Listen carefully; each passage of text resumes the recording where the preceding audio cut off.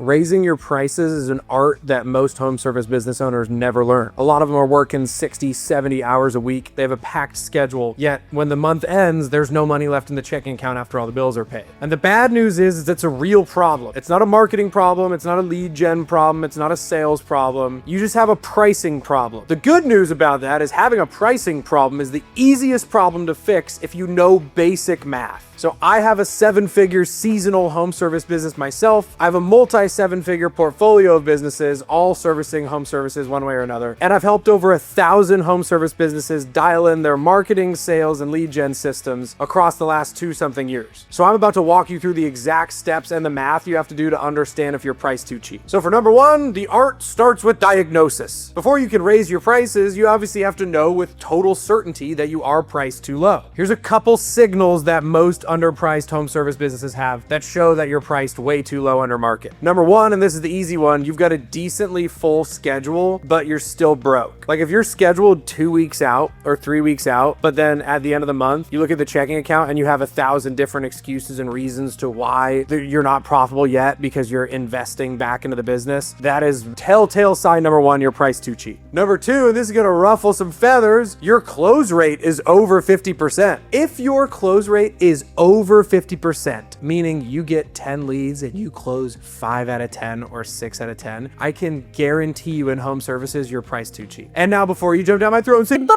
Steve, let me ask you, how much money was left in your bank account at the end of last month and the month before that? How big was the tax bill you had to pay because you were profitable? Don't give me the, oh, I bought a bunch of vehicles, bonus depreciation. If you make real money, you pay taxes. Before you get mad at me, do some audits on your personal finances. Tell me if I'm wrong. Number three, you're booked out super far and you need to hire, but the math doesn't make sense because you can't afford to hire. And so if you're booked out 2 weeks or 3 weeks and you're like, all I need to do is get more volume in here, we just need to do more jobs a day, that's not gonna solve the problem. Because if you're doing this with like 1 or 2 guys or just an owner op right now and you're still not very profitable and you think hiring is going to fix that problem, buckle up, because when you introduce another bill like that with workman's comp, your insurance goes up, your vehicle costs go up, a lot of your costs associated with everything go up. That's not going to be the answer to your problem. You're just going to shove more volume down your business's throat, but your pricing is still the root cause of most of these problems.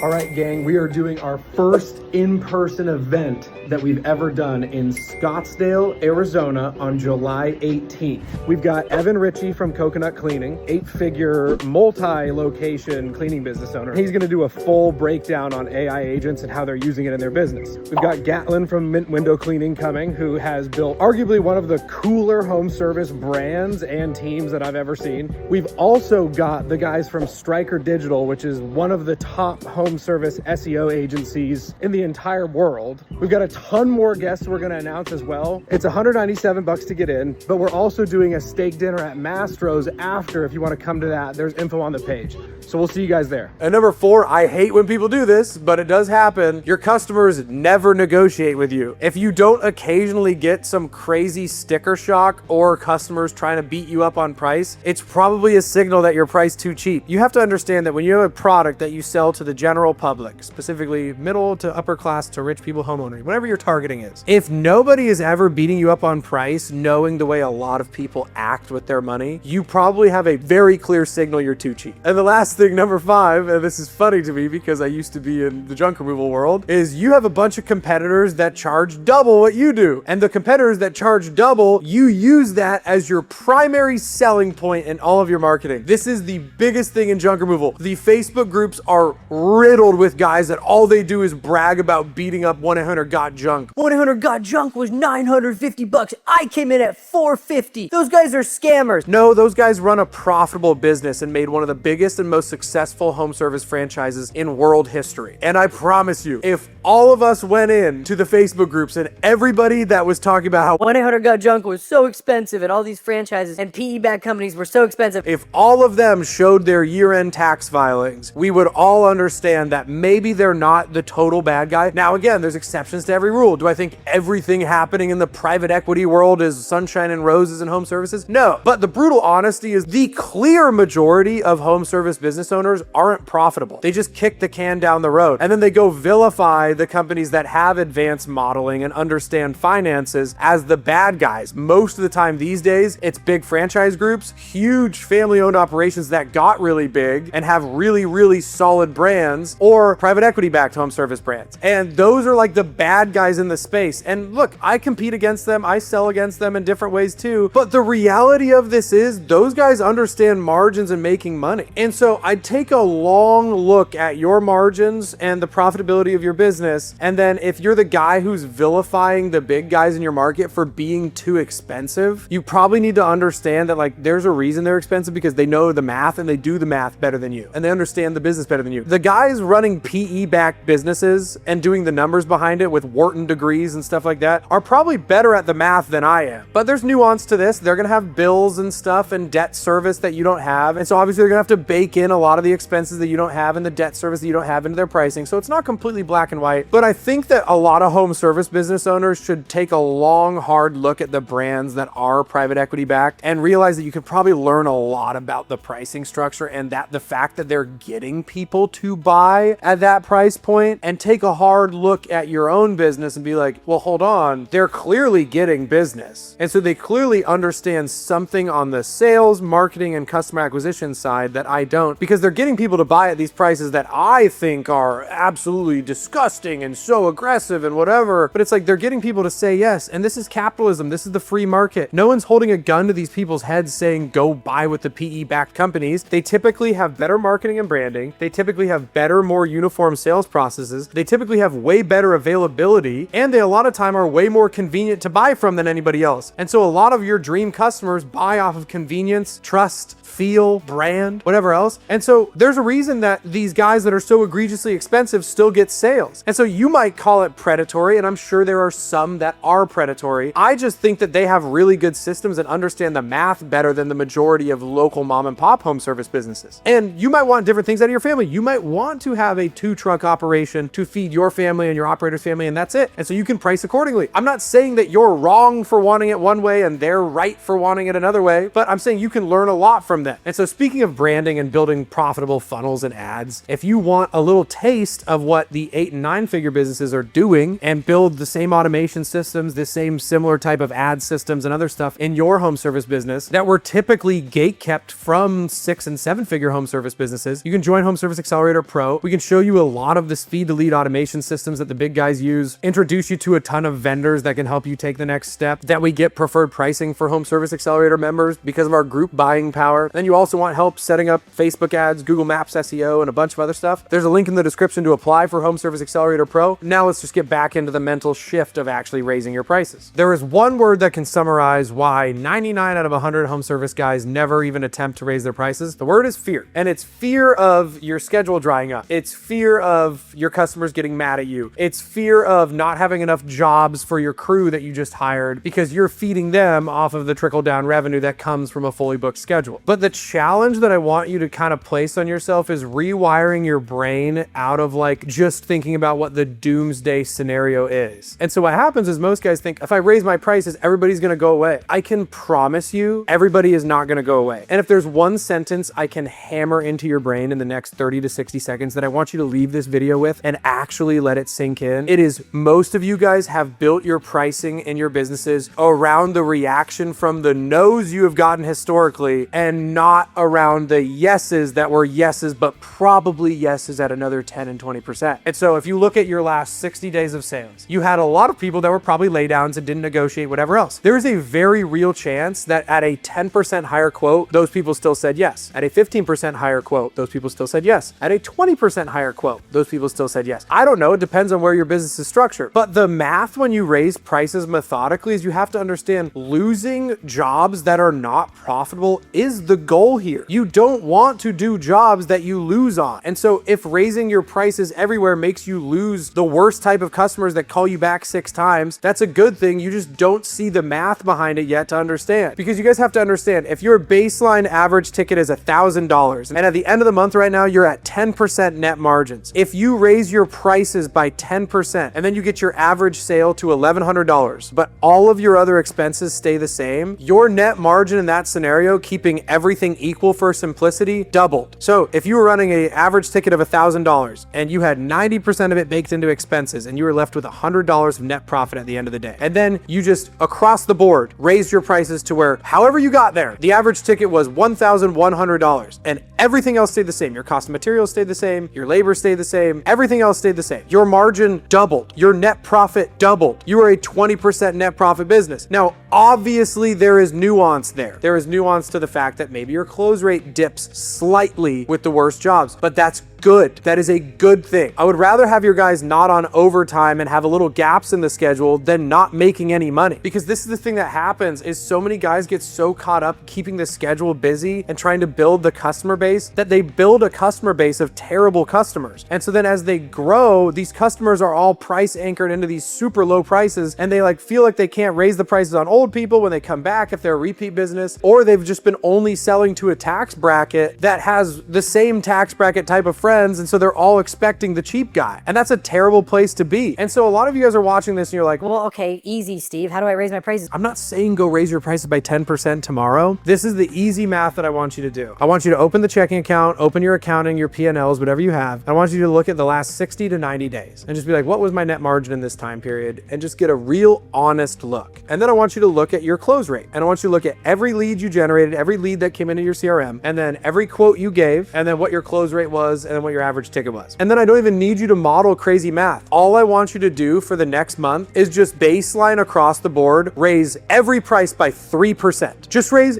every price by 3%. I'm talking a $200 window clean becomes $206. I'm talking a $2,000 job becomes $2,060. And do that for an entire month with no exceptions. Just raise baseline prices across the board by 3%. I'm telling you, just do it. If you think you're going to lose a substantial amount of business because you raise your baseline prices on new customers by 3%, you have such a scarcity mindset that you need to watch some freaking Tony Robbins videos or something and get out of the wormhole of negativity. Because if you think that 3% price increase is going to bring your business to zero, you are grossly mistaken. And so here's the formula you're going to do. Raise it by 3% for a month. Watch what happens to your close rate. It probably doesn't even dip. And so then the next month, I want you to raise it another 3%. And then watch what happens again. Your $200 job at this point, 2 months ago, is now $212. Your $2,000 job is now $2,120. And this is the part of the math I need you guys to understand. The perception of that 3% increase of a $2,000 ticket becoming $2,060. And then eventually in month 2, the 6% difference going from a $2,000 job to a $2,120 job. That perception of difference to the customer is very slim. That difference in profit margin to your business is night and day to your bottom line. It is a night and day difference because what's happening is so many of us are thinking in terms of revenue and not thinking in terms of net profit, that these tiny little tweaks to that net profit, this is just super rudimentary math. Let's say you do a $2,000 job once a day for a week. So 5 days a week, you do $2,000. I don't care if it's one job, I don't care if it's 5 jobs, it's just $2,000 in revenue 5 days a week. Your $10,000 margin a week business. If you raise your prices by 6%, that is such a small difference to the customer base that is already showing you they're buying at whatever price range you're at. So on this math, a $2,000 average job, 5 days a week, $10,000 a week, raised prices by 6%. Now they're doing $10,600 a week. But the difference is that $600 of extra profit a week doesn't sound like that much, but that's $31,000 of more income to the business a year off of a tiny little tweak. And so if you want to get crazy and go model this out on like, what if I raise my prices by 20% and I got a shit ton of no's, but every time I got yeses, my margins were 3 times what they were before. That's when it starts to get fun, because then you realize that like a lot of the time in these cases, you can start spending more money on customer acquisition if you realize that your pricing goes after a better target market. And when I did this in my own business, let me tell you what happens as somebody who literally did this between 2020 and 2026. As we incrementally raised prices and got into the richer areas and got a lot of no's and got used to getting no's, the type of house we work on is nicer and more up to date and newer than ever before. And so the the issues that come up with our crews are way less. The type of customer you deal with when you sell a premium service and the amount of nightmare headaches you deal with are substantially less than when you sell to the middle class or lower middle class, because the money means less to them. The amount of callbacks we got per 100 jobs my first year working in like middle America versus now working on 7 to 8 figure homes is night and day different. I have customers that we're doing $10,000 jobs on where they're like, I don't care when you show up, just like text me when you show up. I don't care when you do it. I don't care when you leave. Just let me know when it's done and then just charge my card. Versus the $500 customer, they're like, well, are you gonna come out and rub my back when you do this? And how do I guarantee that you guys are this? Please send me 5 testimonials and 5 people I can call and 6 houses I can go look at before I give you. And oh, you want a 50% deposit? No, thank you. I'll wait until the job's done. that's the kind of people you deal with. So it's not just about math selling to a wealthier group and building a brand that sells to a wealthier group. By a large margin, it's a way more pleasant experience because they don't care as much and they buy off of things other than price. And let me be clear, I remember watching other influencers in 2020 and 2021 talk about raising prices, and I would just be like, You don't know my market. You don't know. I can't do it. I go out of business. you won't. I'm sitting here telling you as the guy that was the $2 chuck in the beginning. I was doing roof lines for $5 a foot my first year and $6 a foot my first year. We're doing roof lines for like $12 a foot now, $13 a foot now. Like, I was the cheap guy. I have a graveyard of customers from year one that we were losing money on, but I was so focused on revenue that didn't matter. I don't care about revenue. I care about what money is left in the bank account at the end of the month. That's what I care about. Because when I have more profit, I can spend more on advertising. When I have more profit, I can pay my guys more. When I have more profit, I can bonus my team more. You know what happens when you pay your team more and you bonus your team more? You attract more quality human beings. When you attract more quality human beings, those quality human beings interact with your customers. And when you have quality human beings on your team interacting with your quality customers, those experiences by a large sum are more quality for the customer and the company. And when those experiences are more quality because you have more quality people working with you, you get more quality reviews in your Google business page. When you get more quality reviews in your Google business page in the richer areas, your Google business page ranks higher in the richer areas. And when your business page ranks higher in the richer areas, more rich people in those areas see your business on Google Business and call your business. And when they call your business and your quality staff goes out and does work for them and gives them a quality experience, they tell their other rich friends how quality of an experience that they had. And when those rich friends go get the same quality experience, you realize that by year 5 and 6, half of your business is coming from rich people getting quality experiences with your quality business staffed with quality human beings providing a quality experience. And so by a large margin, everybody on your staff is happier. The majority of your customers are substantially happier than if you service the middle or lower class side doing the same trade, and you make more money. So across the board, it is just a better equation for the business top to bottom if you do it this way. But don't just take my word for it. Go talk to any 7, 8, or 9 figure home service business owner and ask them if they're the cheap guy. And we'll end the video there because the answer is no. None of them are. Thank you for watching. We'll see you in the next video.